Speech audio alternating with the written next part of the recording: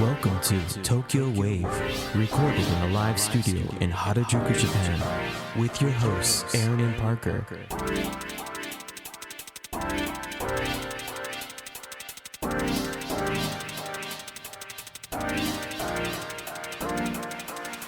Alright everyone, welcome to episode 45 of Tokyo Wave. We're your hosts Aaron Randall and Parker Allen. This week we are joined by a special guest, Dr. Nancy Snow, global communications strategist, public diplomacy professor, opinion writer, and nation branding expert.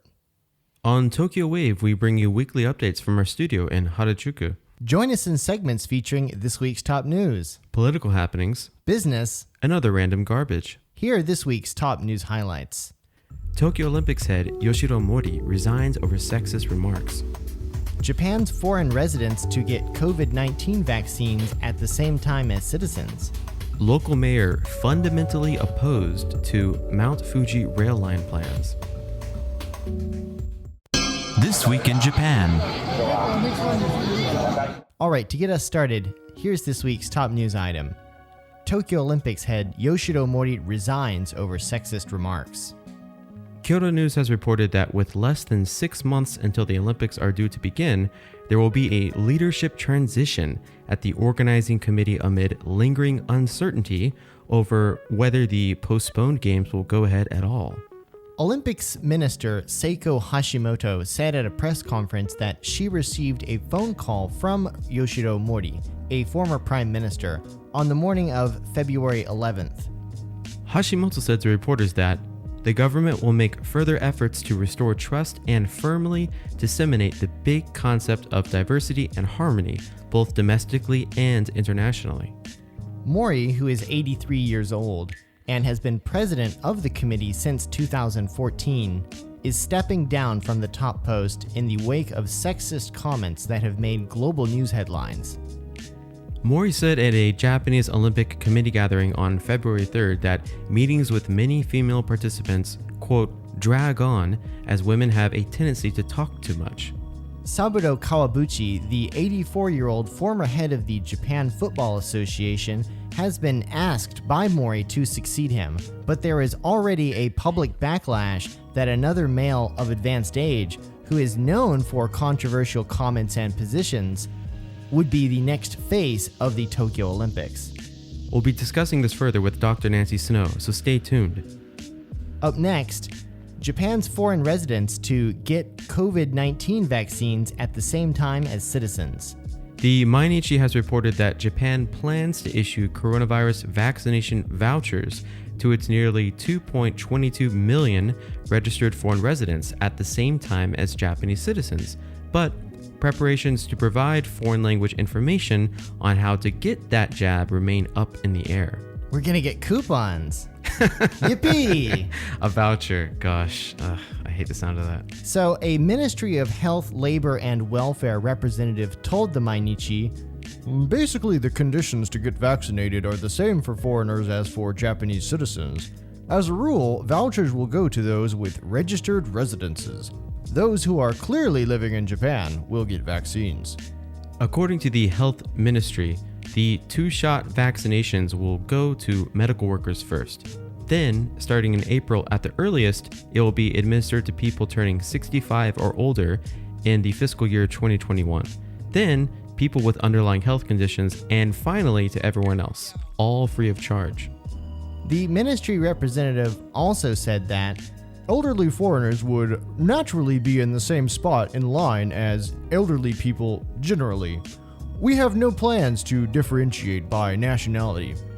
But when asked about getting the vaccine to people living in Japan illegally or whose visas have lapsed during the crisis, the ministry stated only that it was still coordinating on that point. Vaccinations will be administered by Japan's municipal governments. Municipal governments contacted by the Mainichi had varying approaches to distribute multilingual vaccine information to local residents. Wide distribution of the vaccine still won't happen for a few months, so hopefully local governments will have time to prepare.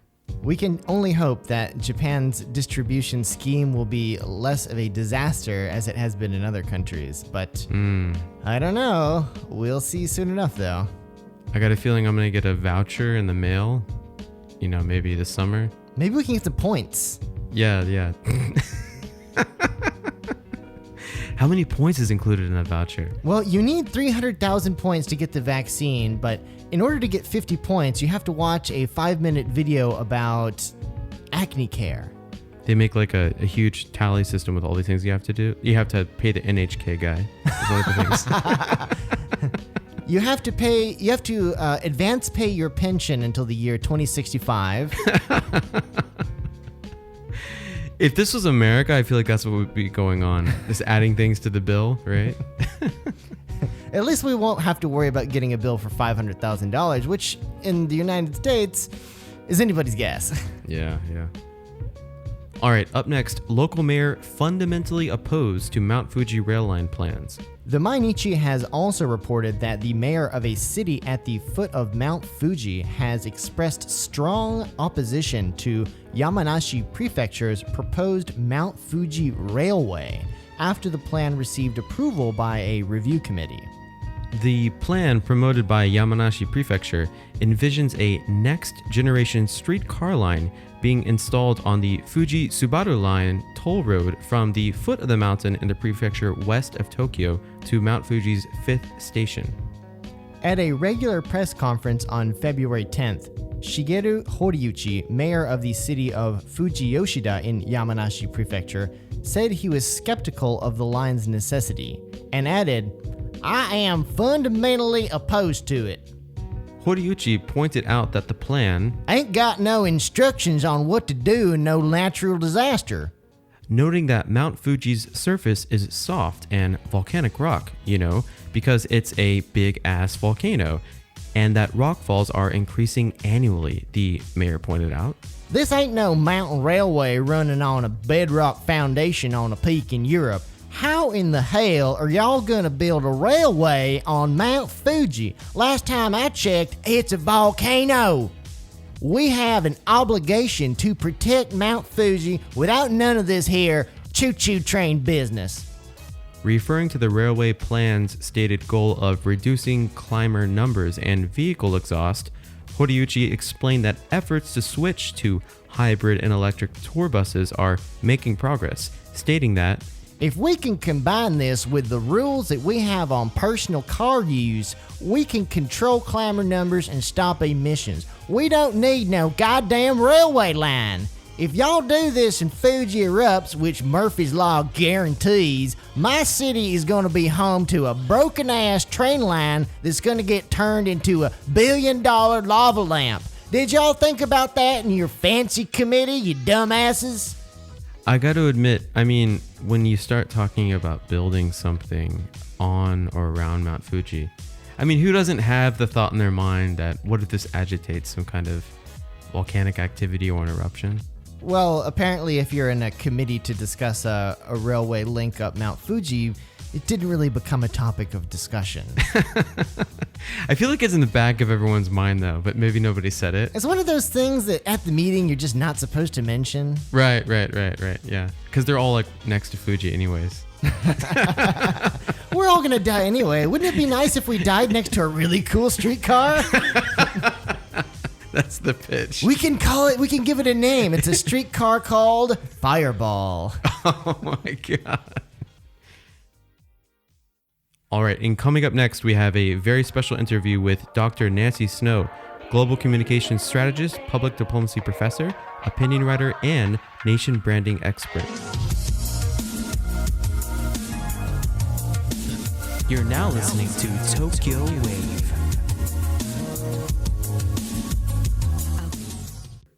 Nancy Snow is Pax Mundi Professor of Public Diplomacy at Kyoto University of Foreign Studies in Japan. In spring 2020, she held the Walt Disney Faculty Chair in Global Media at Tsinghua University's Schwarzman College. She is author and editor of 13 books on foreign diplomacy, media and public relations, propaganda, and public diplomacy. Dr. Snow is known as a top authority on public diplomacy, nation branding, and propaganda studies, with over 3,000 citations on Google Scholar. She has provided expert analysis to broadcast, print, and online media in over 600 interviews, including BBC News, ABC News, CNN, Australian Broadcasting, Canadian Broadcasting, Los Angeles Times, the New York Times, and National Public Radio affiliates. Dr. Snow has been living in Japan since 2013 when she was invited by the Social Science Research Council's Abe Fellowship Program. Her 2016 book, Japan's Information War, is based on her research as an Abe Fellow. Dr. Snow is Professor Emeritus of Communications at California State University, Fullerton. She played a central role in establishing the University of Southern California Annenberg School Center on Public Diplomacy and the first Master in Public Diplomacy degree program in the United States. Dr. Snow is an alumna of the Presidential Management Fellows Program at the United States Information Agency. She received a PhD in International Relations from the American University School of International Service in Washington, D.C. She is also the creator of the Japanese News in English group on Facebook. Dr. Snow, thanks so much for coming back to Tokyo Wave. Gentlemen, may I speak?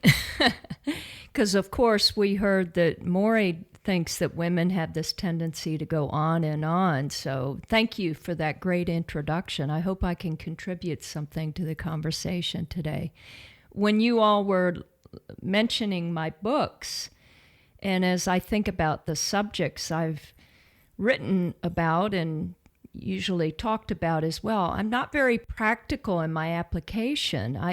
When you write about propaganda or government propaganda and foreign policy, it's often so theoretical, but a lot of what kind of burns people up are the daily news goings on and these gaffes and these missteps that inevitably our leaders make. It's not so much the public at large, but it's the guys at the top, and they literally are guys. I had forgotten that Mori was 83, so he was appointed in 2014 when he was a youthful, 76, 77, and now he's being replaced by a fellow who has his own communication missteps in his past, and he's even a year older. So is this going to keep going as a problem for the Japanese government and the Olympic Committee here?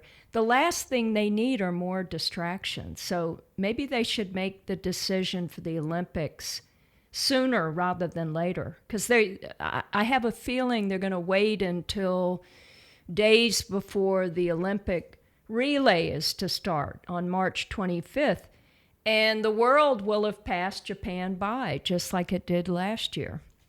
Well, it's interesting. So there's a lot of media talking about this so-called hand-picked successor to Yoshiro Mori, who is Saburo Kawabuchi, the former Football Association chair. But there's already a backlash related to that, and as you mentioned, a lot of people are raising question to the fact that we're going to replace a gaffe-prone 83-year-old male with another gaffe-prone 84-year-old male.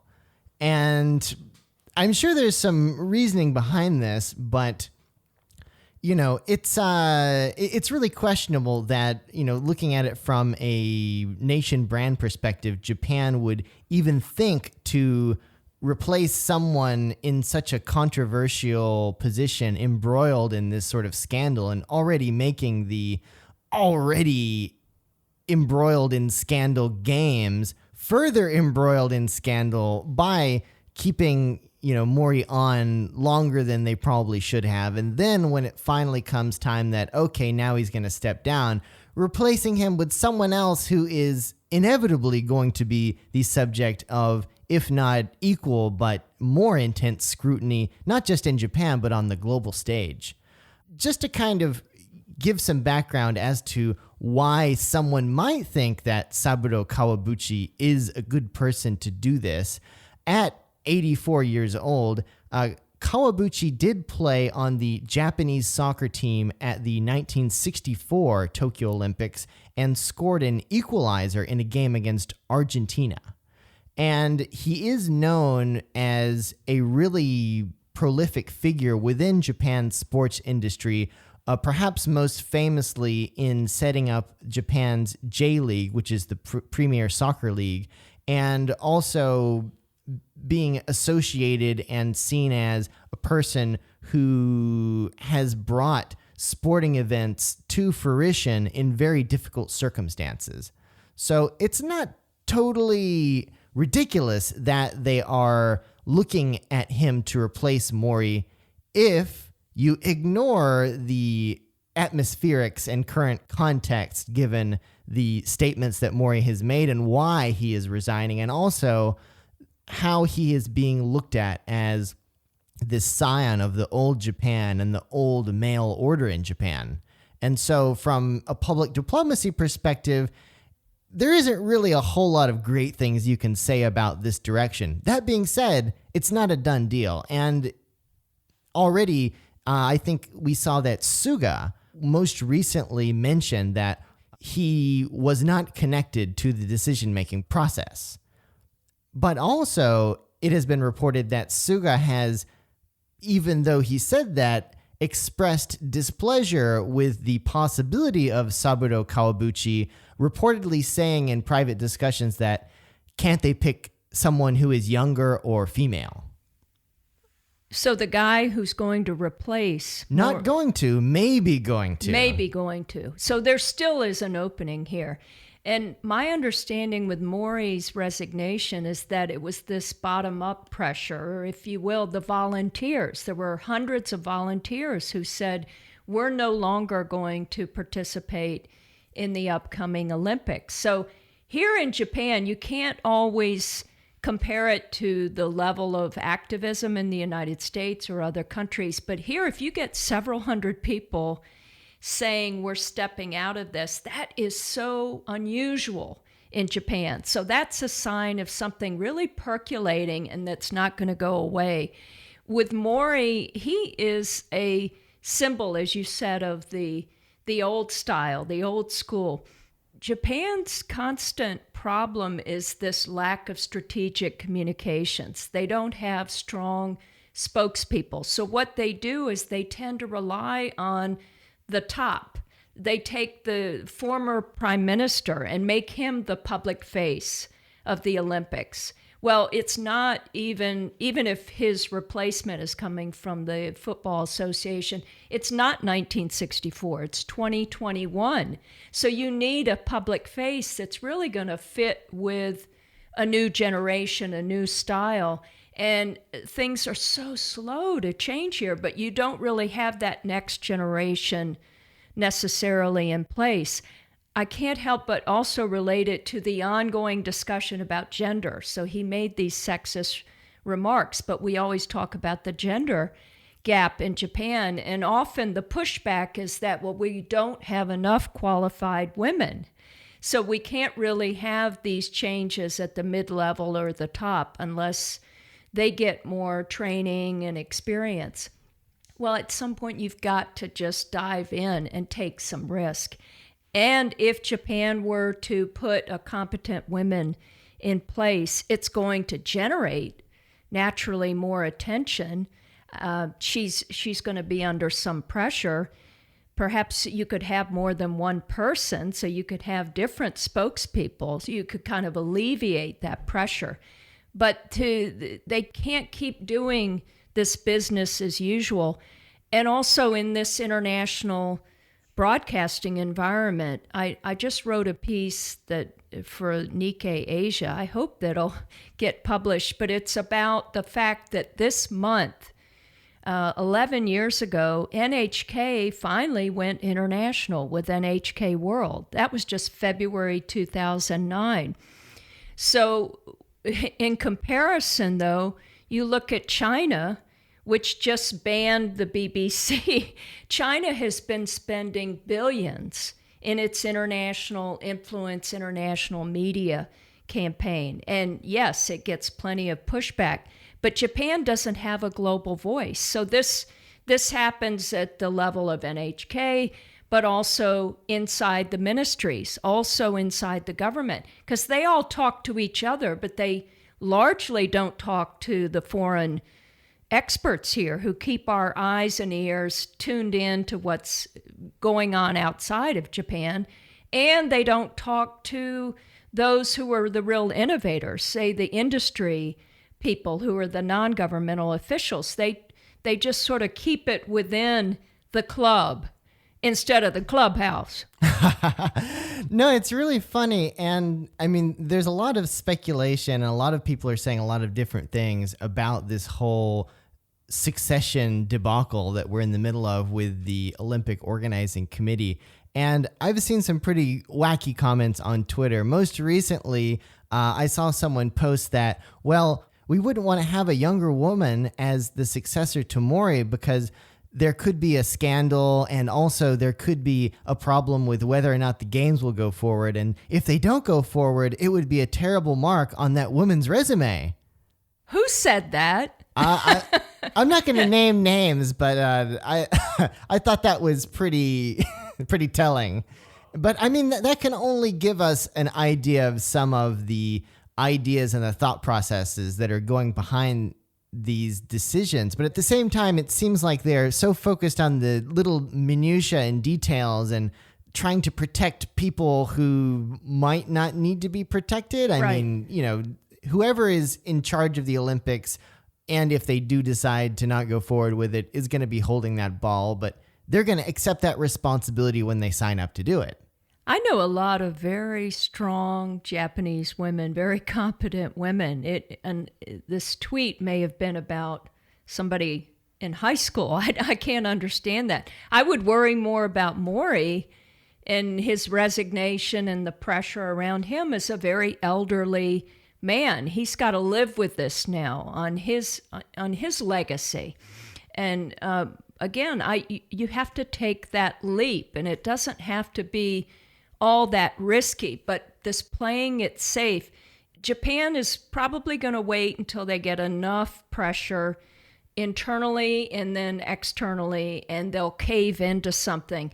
But that makes Japan overall look weak. They have to be proactive and do something that is really progressive and unexpected. And it'll bring a lot of enthusiasm for the Olympics should they happen, because we really don't know at this point if they're going to take place. Yes, you know, this is just another huge setback for the Tokyo Olympics. What do you think the Japanese government is thinking about right now? Do you think that they can really pull these games off? I think it might have something to do with the vaccine, because a lot of the stories now have to do making all the athletes safe. I thought it was unfortunate what Suga said. We've already moved on, but the World Economic Forum, he said we're going to go forward with these Olympics as a sign to the world of hope that we've overcome the pandemic. At least that's how it was translated. Well, we're not going to overcome the pandemic. We're talking years. It might be with us forever, different aspects to COVID. So it would appear, though, with the athletes, some of them are here training already. Are you going to make the conditions safe enough for them? And you would limit your spectators and, of course, limit probably a lot of the international media coming here. But if these athletes who train their entire lives for this moment, if they don't feel safe coming here and the conditions of where they're going to stay and also the limitations that are being put on them, they won't be able to really socialize like they typically would after they perform, you know, in the Olympic Village. It's going to be very sort of businesslike due to the pandemic. So I don't know, the government's in such a difficult position, but I wish it would keep a dialogue, a discourse going on more with the public here. It's almost as if we just get these little piecemeal updates, and we don't really feel confident about the Olympics now. I think a lot of us don't. Certainly the Japanese people are not really paying attention to this or want it to go away. But when I talk to business people, they say they're going to have some form of Olympics. But imagine it just takes all of the sort of Olympic movement enthusiasm out of it. And if it's just going to be, we have to do this for business interests or for the economy. Those are really great points. And also, when you're talking about the communications about the games, a lot of the communications that we've seen in recent months have been, are they going to happen? Aren't they going to happen? What are the preparations looking like? How are they going to vaccinate the athletes? What are they going to do about the torch relay? And it's all had a negative slant because everything is still up in the air. And there really has been a lack of decisive messaging from the key organizing entities. And, Yoshiro Mori, if he's such a great spokesperson, he certainly hasn't been doing a whole lot of that speaking recently, unless he was referring to, how annoying women are during meetings. So I can't really speak to his competency as the top spokesperson for the Olympic movement in Japan. At the same time, you think about, what are these Olympics games going to do for who and why? And I think when Tokyo originally pitched the Tokyo Olympics, I think a big part of this was that former Prime Minister Shinzo Abe envisioned the Tokyo Games to put Japan back on the world stage. Now that this has happened, but not exactly in the positive way that was envisioned, what do you think the overall public diplomacy effect has been? Well, I think a lot of us are really missing Abe. I know I am. As critical as I've been of a lot of the Abe administration policies, there was that continuity. And he was also one who could frame this appropriately. With Suga, we don't know how long Suga will last. And then you have Mori, his being replaced. So there are these interchangeable parts here, and you don't have that sense of stability. And with Abe and the handling of the pandemic, he was criticized for that. But we do get nostalgic somewhat that he couldn't quite finish out his term to coincide with the Olympics. And Japan is in such an unfortunate position, even though it's done relatively well with its handling of the pandemic. We haven't seen the numbers here, even with the latest state of emergency. We've been quite fortunate overall. But in the impression of Japan, a lot of the stories coming out or that are being talked about Japan, it's just sort of like it's like sort of looking at a drone that's just hovering there. We're not moving forward. We don't get the sense of moving forward. And all three of us, we live in Tokyo. We live in one of the greatest cities in the world, but there's this inertia. There's this sort of stagnancy. And it could be the tail end of the winter. We all want warmer weather. We want to see the cherry blossoms, but we want some good news too. And there are just all of these what ifs, as you say, Parker. And when you have that, we all know that in the social media, internet world, people are going to fill in that space. And if you are into a lot of misinformation and you want to just be a mischief maker, you can just spread all kinds of rumors out there because people just lap them up because we all crave information that will ease our anxiety and reduce uncertainty too. I mean, these are just basics in human nature. One of the things that the Tokyo Olympics has definitely done, whether Japan wanted it to or not, is highlight a lot of the gender issues in this country. Because, I mean, these comments by Yoshiro Mori were not the first or hopefully they were the last, but maybe not the last time that Japan's spotty record on gender issues will come to light. Maybe you remember in 2018, it sounds like, centuries ago, but the Kasumigaseki Country Club, which is the golf venue for the Tokyo Games, was outed for not allowing women as full members.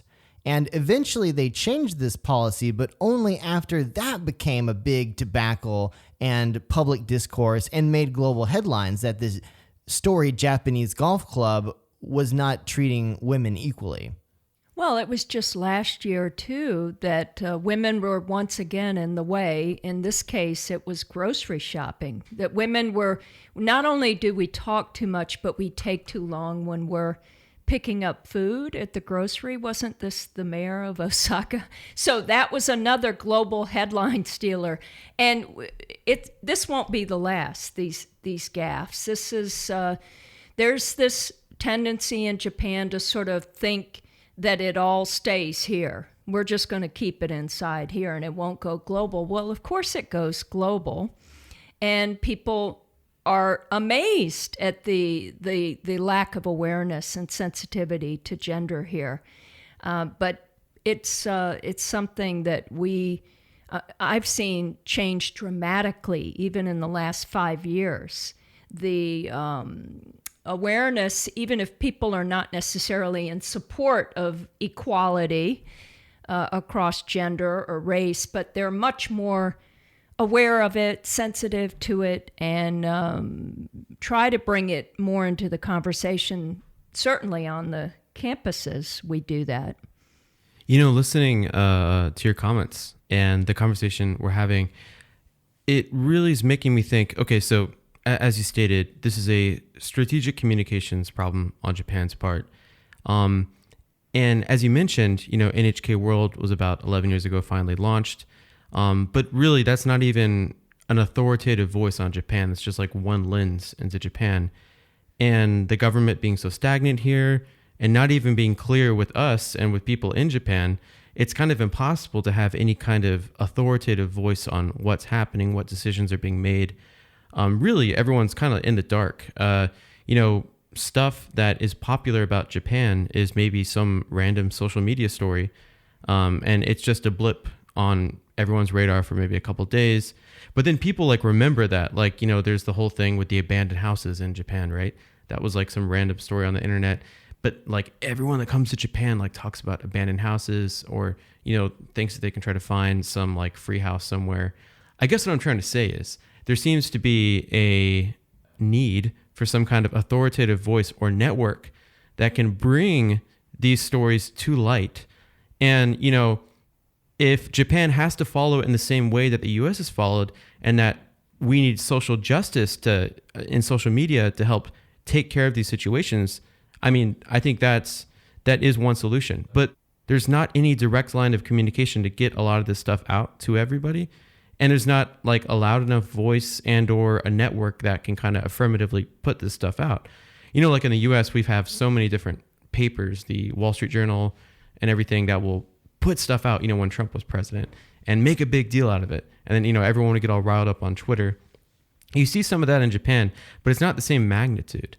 And I don't think people are able to organize against, certain things. Like this Mori guy, I feel like if it was the States, you think he would have just been kicked out? He wouldn't have lasted a week. Yeah. That's right.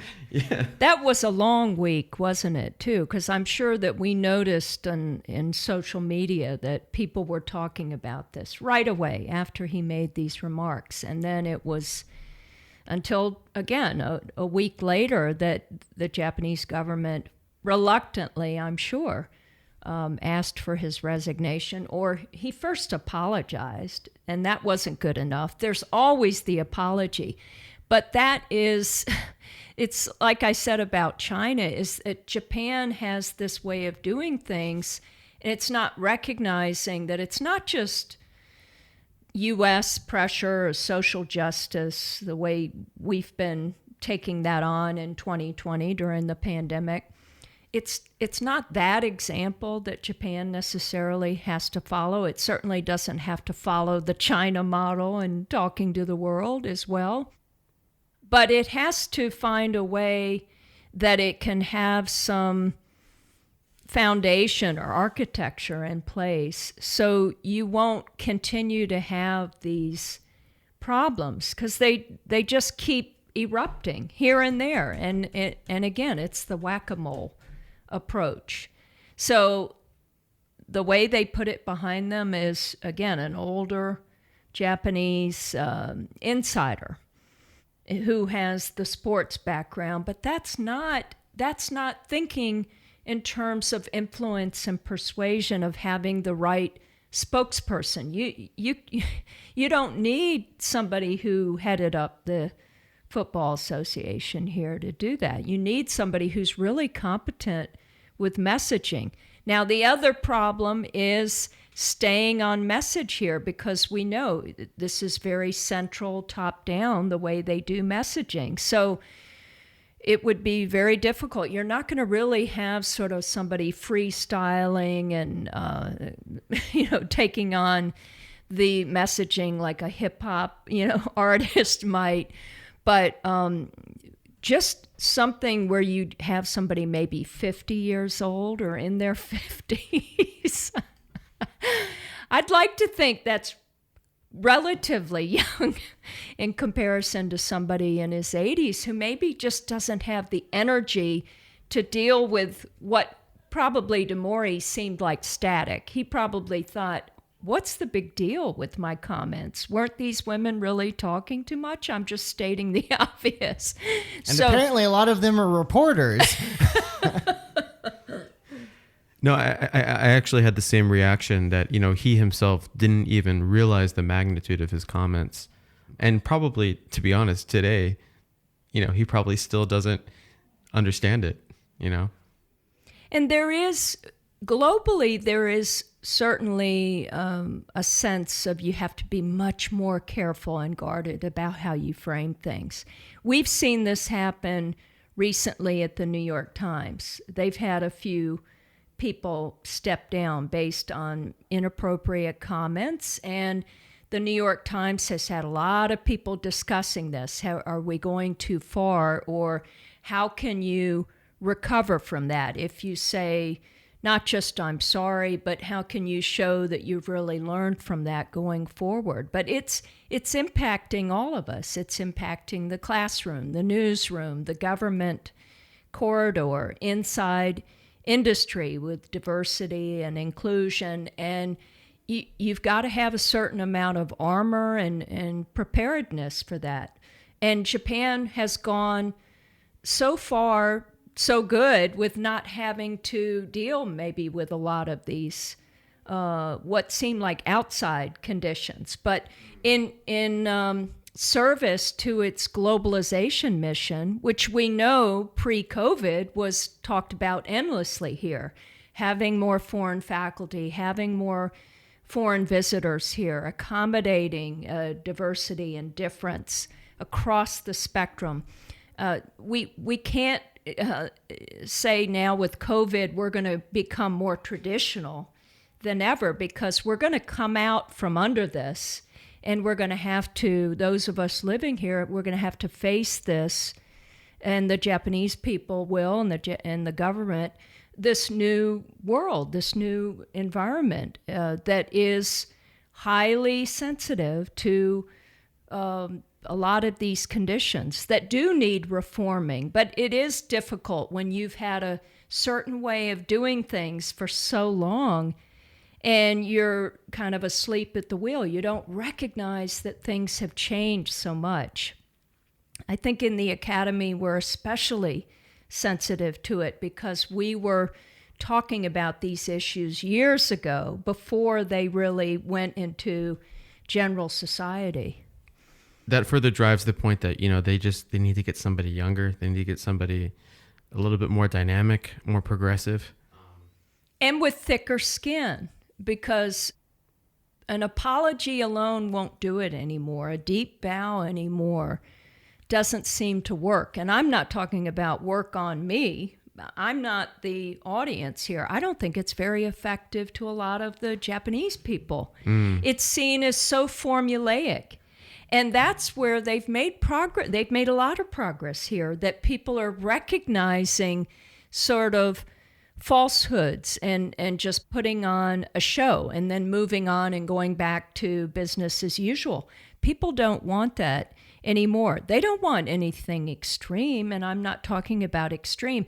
I'm talking about a recognition of times, we are always living in this movement, this sort of dynamism in society. And so you have to keep up with it.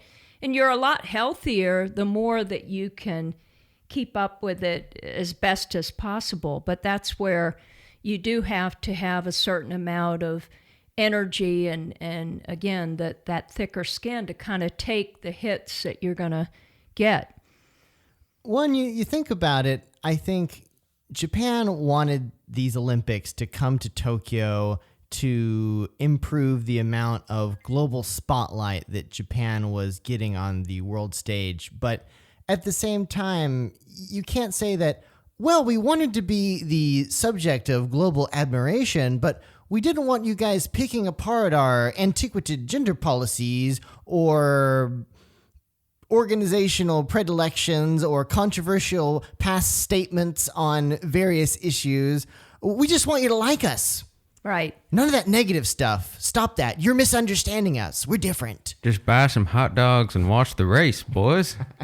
Well, I come from the warts and all society. I mean, we've had so many movements in the United States that had to do with kind of airing the dirty laundry of, what we are and where we would like to go in our and race relations and civil society and inequality gaps that exist.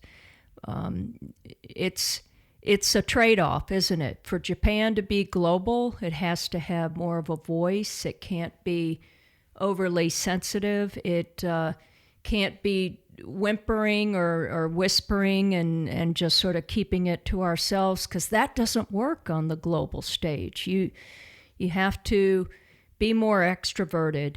And this is something I've said for years with globalization, that it is more of an extrovert. And so Japan, with the people and the government, they have to figure out what is our plan here. The NHK World, which I referenced earlier, they do a lot of programming that really plays into how great Japan is. And yes, and we all know it. We live here. That's why we live here. But they could use programming that would really get at kind of a back and forth, meet the press style, where you could kind of unveil these issues and make them give them sort of more gravity in the culture, rather than just showing up as a random tweet or an article and then it kind of disappears. But have that ongoing dialogue about where do we want to go as a society. Because remember, just in the last 10 months, we've had the Japan model for COVID-19. Where did that go, right? It was, well, our model for handling COVID is so different from anywhere else. I've heard experts say that in Zoom chats, that our model really wouldn't apply to anything else. It's only suited to Japan. And I'm always sort of intrigued by that, because that doesn't allow for dialogue or participation. If you keep it to just this in-house club approach to handling crisis. So the way they've been handling crisis communications here has been, first, say nothing, pretend it goes away. You didn't hear what you just heard. And then, of course, maybe Naomi Osaka, she tweets about Mori's comments. And then, of course, that gets a whole new audience of people talking about it. And before you know it, here comes all the pressure, and then the government responds. But it's not the government out front saying, oh, yeah, wow, we had a lapse here, and we should have taken care of that right away. Because don't you think that would have been much more powerful if there had been some recognition, and even on the part of Mori, sort of right on the spot or shortly thereafter, where you wouldn't have to wait for this pressure to come, because that is that proactive communication style that is healthy. It kind of keeps everything circulating, rather than the old style reactive, where, really old style was say nothing and just hope it goes away. And I think that really old style is still in use here quite often.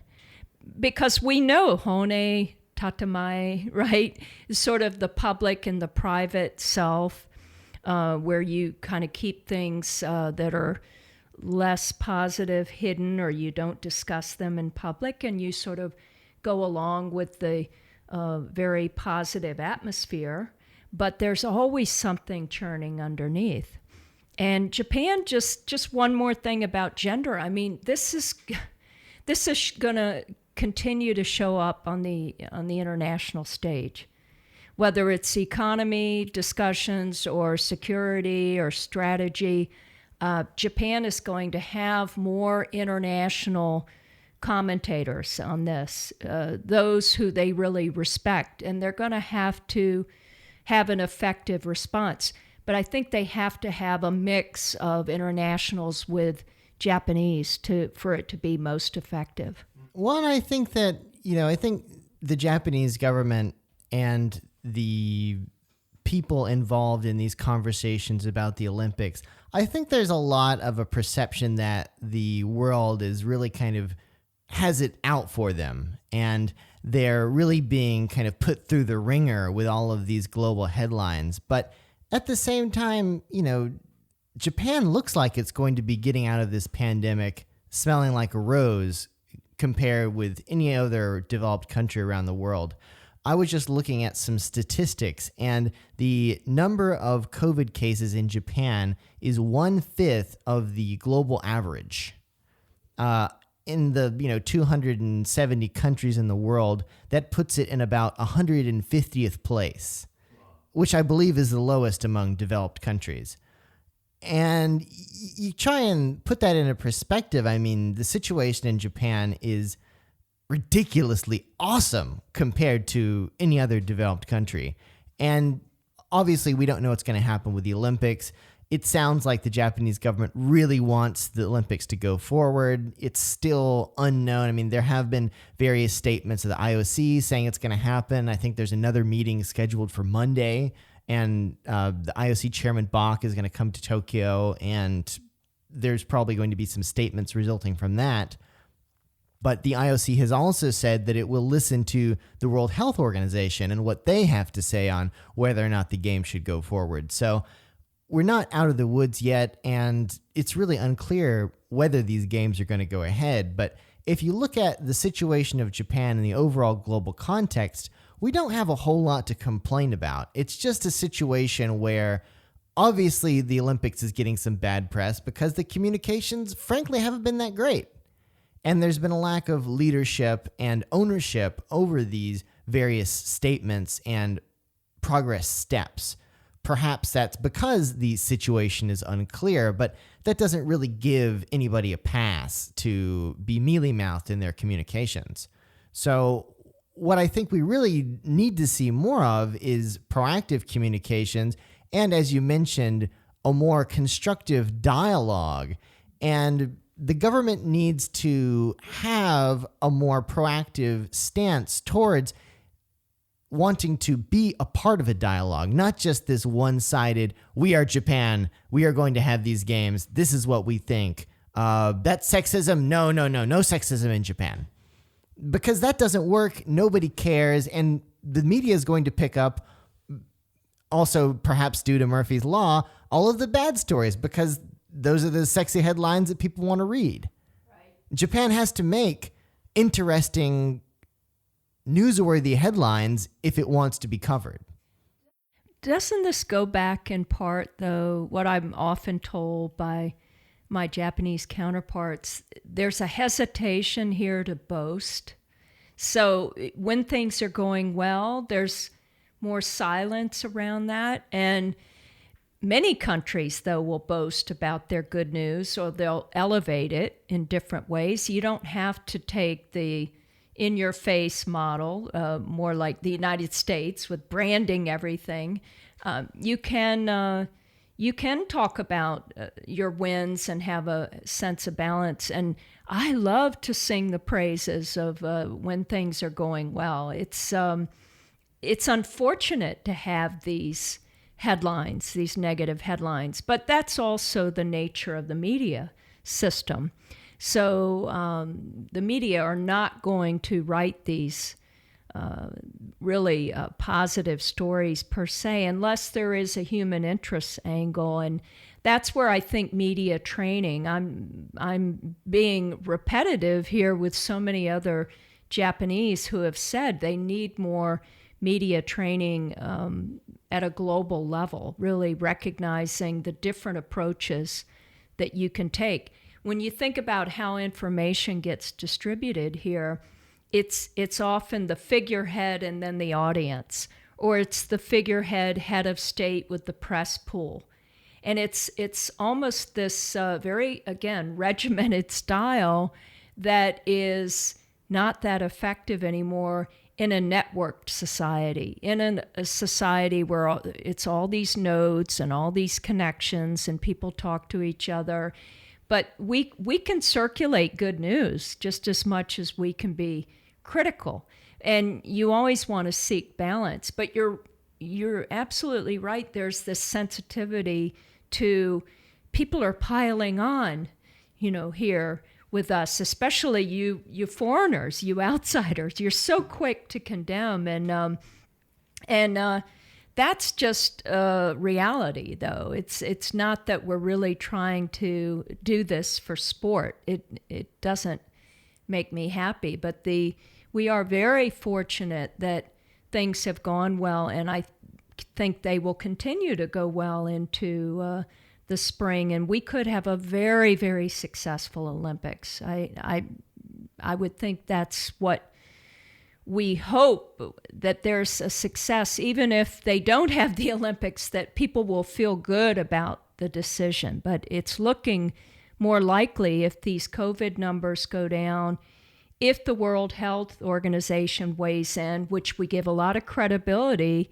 many of us, or Dr. Fauci, if he were to say something, he's being asked everything now. So if Fauci weighs in on the Tonight Show about the Olympics, that could go global and it will impact the decision here in Japan. There are these people out there who have that kind of impact.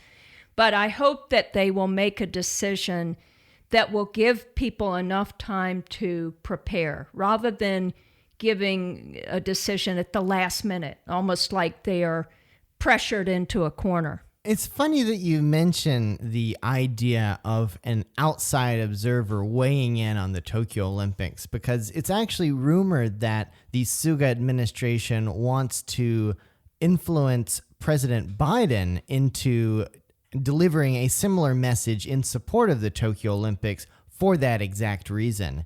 And that's really something that we haven't seen a lot of. I mean, obviously, the Japanese government is talking about the Olympics. The IOC is talking about the Olympics. Of course they are. They're the key people. But we haven't seen a lot of outside observers or key opinion leaders outside of the official mouthpieces really weigh in on the issue beyond the occasional random op-ed article. That's right. And so they need to be weighing in, don't they? And again, it's in the spirit of Japan's being more of a global leader to have these outside global influentials like a Biden commenting on the Olympics. That would really matter here in Japan. If it's just coming internally, it doesn't have enough sort of holding power, staying power. But with the Biden administration, there is this momentum now coming out of Washington, D.C., and that would play a large role here in getting people to, again, feel more confident about the decision, whatever it is. Listening to this conversation, I'm hearing certain things. All right, so Japan has a strategic communication problem, as we talked about. Japan only has one centralized voice, NHK, in the media. And Japanese people have 10 channels, and most are influenced by the NHK voice. There's no really checks and balances with any kind of outside global media voice that can kind of, report on these things, can support gender equality, can support diversity in Japan, and can kind of quickly bounce back and give the global audience a more liberal or more progressive view on what's going on here, I think it's an opportunity to make a new network in Japan. Right. So let's do that today. Let's make a network. You sound like Tachibana, the guy who wants to destroy NHK. Well, let's get him on the podcast. Oh, no, let's not get him on the podcast. He's a racist. Oh, shit. Okay. Damn it. Yeah, okay. Well, you know, NHK World, though, at the time when they announced it, there was so much fanfare. It was putting the BBC, Al Jazeera, CNN on notice that NHK World was coming into the fold and would be amongst these the biggest global media. And now that hasn't come to fruition, why is it that we keep waiting for NHK to really come into this? They've had their time. I mean, in a way, it's been well over a decade. So normally it would be a private entity if you were to follow, say, the U.S. model, but it doesn't have to be. In Europe, it's more quasi-governmental. But there would have to be a demand then from the public. And I do think, one of you mentioned trust earlier, and there's a lot of discussion online about trust, and trust in the media, and trust in peers, or trust in information. So this is really impacting these networks and newspapers too, the Wall Street Journal, the New York Times, the Washington Post. There is opportunity to try to build trust, but you almost have to do it from the bottom up, and you would have to have people almost like a sharing economy model where people invest in that as an alternative. And maybe you make citizen journalists. You train people more in citizen journalism. This is nothing new. Again, that we've been talking about this since the internet era of the 90s and the early 2000s. Pre-social media, we were talking a lot about citizen journalism. So that hasn't gone away. But I think it's definitely a threat, though, to this giant, which is NHK in Japan. But they're not really fulfilling their global journalism role. And I believe they're only in 300 million households worldwide. I'm talking about NHK World. I mean, it's not even the U.S. population size. I'm going by what NHK says about itself, NHK World, its own documentation about it. yeah, it's interesting too. My parents and a couple of my friends know about NHK World, but it's like channel 1068, in the States, because there's thousands of channels on satellite TV, whatever. So it's people who, it's not like a recommendation to them and they click on it like Netflix. Like, they are interested in Japan. They want to find out more. So they look through thousands of different channels to find NHK World. I mean, I think there's demand. There's demand for another network, for another voice. Well, I think the problem with NHK World is that it's the official source on news about Japan from none other than the Japanese government. And so there's a position for that, but I don't think it has the journalistic independence of, say, a BBC World News. And you're not going to see controversial headlines about Japan coming from NHK World. You wouldn't in a million years. And maybe that's a problem with the way that the network is set up. And, of course, the way that it's seen and the role that it plays. And maybe there's some things that can be done about that, but I'm willing to guess that if they've been doing it for 10 years and this is still the way it is, unless something huge serves as a catalyst to change that, you can only imagine that it's going to stay pretty much the same. And so, in conclusion, NHK World is just not going to have the crazy stories that a BBC World News or an Al Jazeera would have. I mean, I've seen some things coming out of Al Jazeera and BBC, and these are both government owned. Al Jazeera is the Qatari government, if you guys didn't know that, and BBC obviously is the British government, but they report on all sorts of wacky things and some self-critical things as well. And you have to have that level of journalistic independence in order to provide these interesting and attention-grabbing headlines and stories that would bring people into the network. But you really just don't see that. It's all just, Japan is great. We've got green tea and onsens. Look, it's the news. The Olympics are going to happen. We've got vaccines. Yay, candy is raining from the skies. You never see anything negative on NHK World about Japan. And I wonder why. Well, if Japan felt a sense of competition, which it's always comparing itself to China, or especially with China, when it talks about China and information, it's the kind of like cyber world where there's hacking and it's sort of information warfare. So it's not in the context of journalism. And they're missing out, though, on the narrative, the content. I mean, broadening that content, having more stories, just quantity of stories, rather than just puff pieces. And if they felt this pressure, if they felt as if China maybe were winning the global narrative, that China was really enhancing its image, because China works on this 24/7. And it doesn't always work well, but there's a reason why China would say, we don't want the BBC here. I mean, that is some hubris, right? That's a sense that we've arrived. And it's not just a matter of an authoritarian society versus a democratic society. It's a sense of China feels like it's a game player now in international discourse and international journalism. And clearly Japan doesn't think globally, that it's really a key player in international journalism. If it did, people would be working tirelessly over at NHK to come up with some stories that really matter and build an audience. But we've been there. We talked to NHK and NHK World. A couple of years ago, they rebranded it NHK World Japan, it's also known as. With the hyphens. Right, but that probably cost a lot of money, that rebranding. And that is just, moving the chairs on the deck of the Titanic, as they say. Adding more hyphens.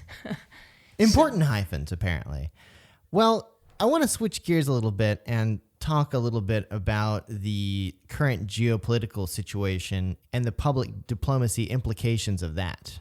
Now, with the U.S. under the Biden administration, there's a lot of talk about how U.S.-Japan relations will influence regional geopolitics, especially the divisive situations with China and North Korea.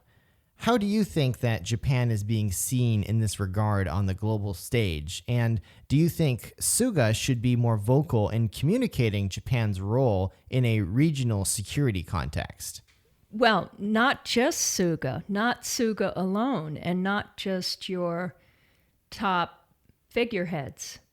I'm going to respond to that with perhaps another question. The issue for Japan is now with the Biden administration, it's sort of in a quandary. It could have been Trump, it's now Biden, so they have to readjust. We had Abe replaced by Suga, so we don't have the same sort of chemistry, if you will, that Trump and Abe had. That really helped them individually. It may have caused a lot of consternation for a lot of people viewing this, but nevertheless, it really kept Japan in the news big time. So it wasn't all bad news. It was also just coverage, content.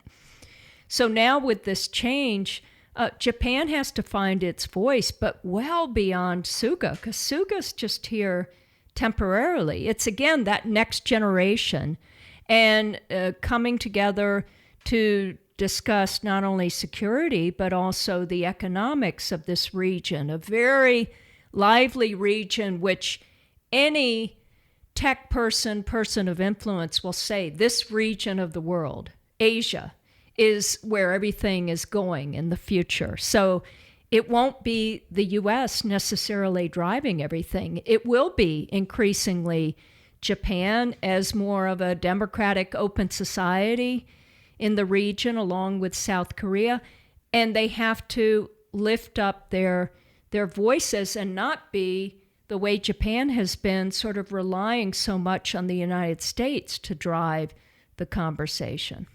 It's interesting that you say that. We had Dr. Stephen Nagy on a few weeks ago, and he said, Asia is not the future. Asia is now. And the world needs to catch up to where Asia is, because this is at the center of everything that's interesting and at the forefront of policy, at the forefront of communications, and at the forefront of the driver of the global economy. And Japan should have a huge role to play there because, also, as Dr. Nagy pointed out, Japan is really a rare, free, open, democratic society smack dab in the middle of Asia that is not they're not beholden to anybody. And you can come here and be an entrepreneur or be an academic or be a journalist, and you're protected by this free and open democratic society, and you can do whatever you want to. The story is a little bit different in some other Asian economies. So Japan really enjoys that special status in the region, and there is a huge role that Japan needs to be playing in this region and already is playing to a certain degree. But I think the discussion today could be encapsulated as Japan has all of this opportunity and dynamism, but when it comes to strategic communication and public diplomacy and the government getting their message out, and also the government encouraging key opinion leaders to also talk about what's going on in Japan and to push forward a more dynamic narrative about Japan. It's not just Hello Kitty and uncertain Olympics and old sexist men, because that's all the world is hearing right now. That's a great point, though. I remember teaching first in China in 2007, so now it's been 13 years or so. I can't even keep track of the time. But throughout my stay there on sabbatical, it was all about, this is China's century. That's what you heard. And there were top people from media and government in the U.S. coming to have dinner or give talks in Beijing at Tsinghua University. Now, years later, it's sort of when you hear about China's influence, it's almost like one word now, China's influence. There's no coinciding Japan's influence.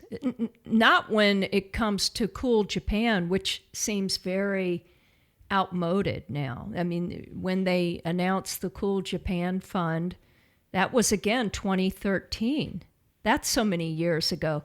And the rollout for that was to give money to many established companies to promote what? Japanese products overseas, by and large. There have been a few exceptions, but it wasn't communications driven or media driven. It was more about we just want to have made in Japan products. And maybe that paid off a little bit. I mean, we value made in Japan. You got so many tens of millions of tourists here to come to pick up made in Japan products. They're trusted products. They're high quality. So it had some payoff, but it has to be a both and. It's fine to have some Cool Japan residue there, but that's not enough anymore. That's sort of been a 20-year narrative. And so you can't just keep living on that borrowed time, not when you have this kind of competition. I haven't even talked enough or at all about South Korea, too, because South Korea is really investing more into this global narrative than ever. And for its size, I think it's more of an investment than Japan. And Japan tends to rest on its laurels. Again, maybe it doesn't boast, but it's used to an enthusiasm that people have when they come here. The visitors come, some coming from the West, they have Japan on their bucket list. I want to visit Japan once in my lifetime because it's like nowhere else.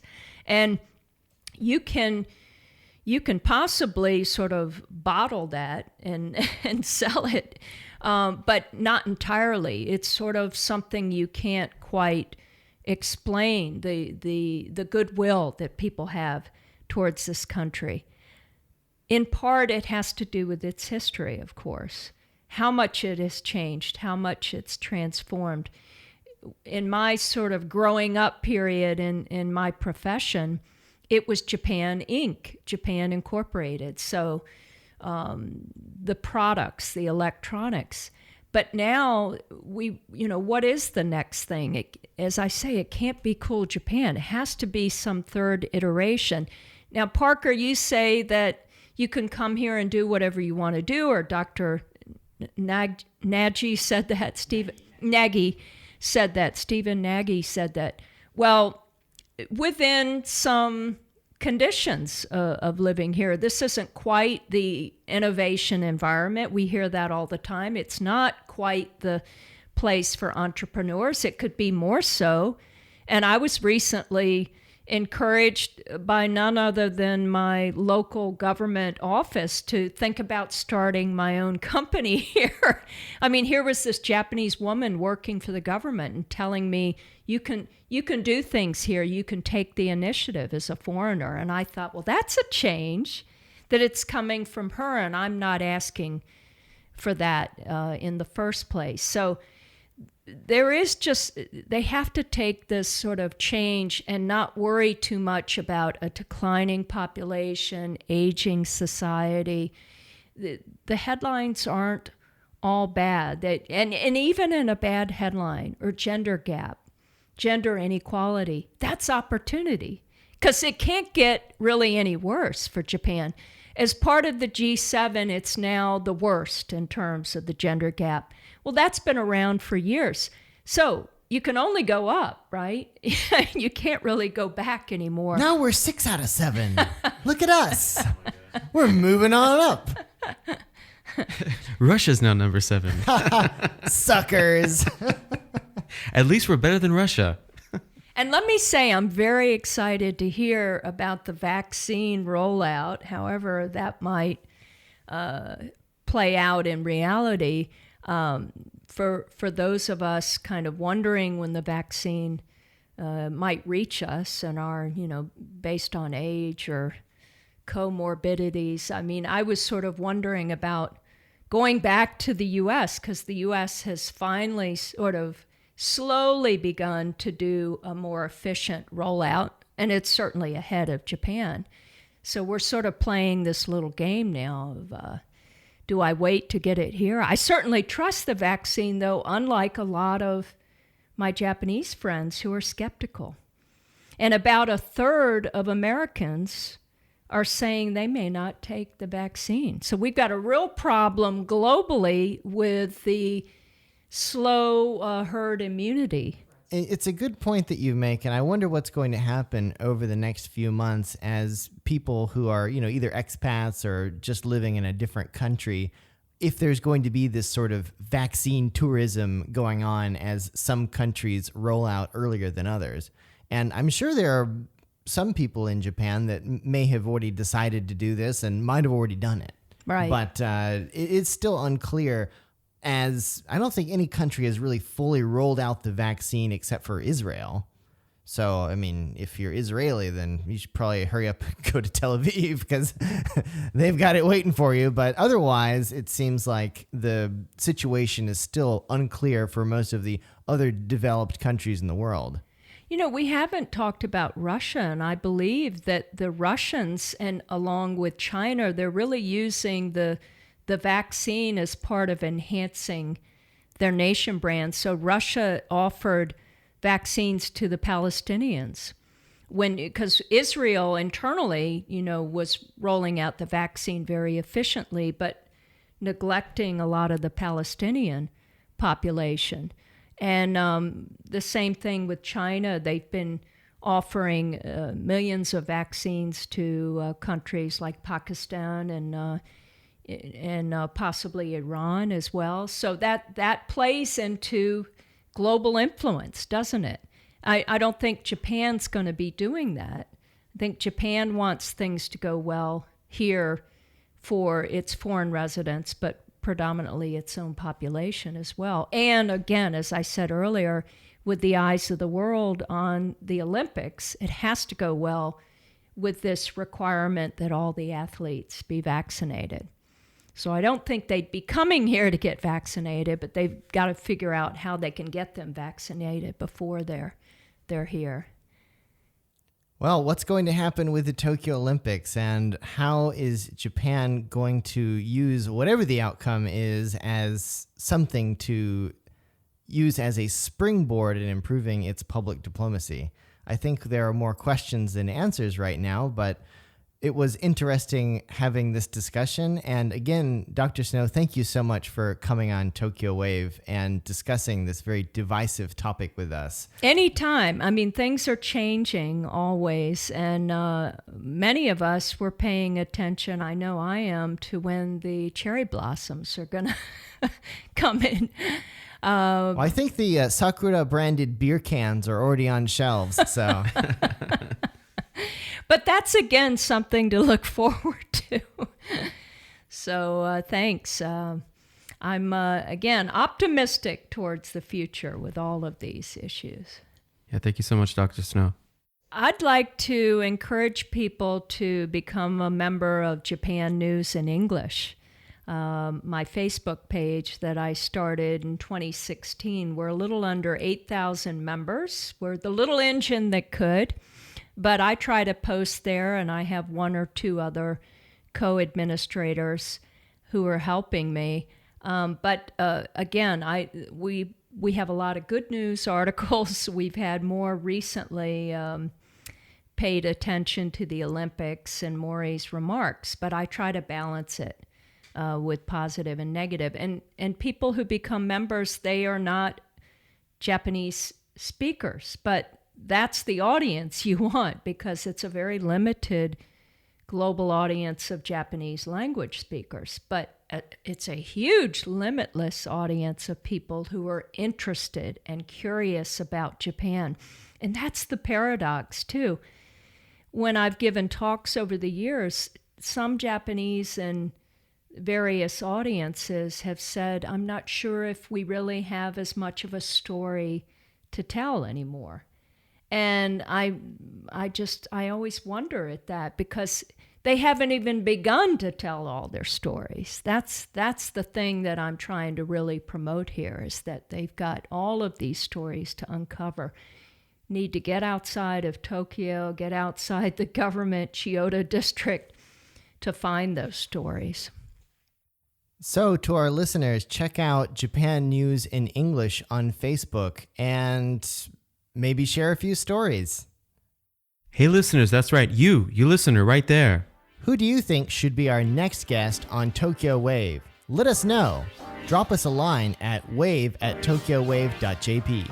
We hope you enjoyed Tokyo Wave. If you haven't already, you can subscribe to our podcast on Apple Podcasts, Spotify, SoundCloud, and YouTube. Join us again next week on Tokyo Wave.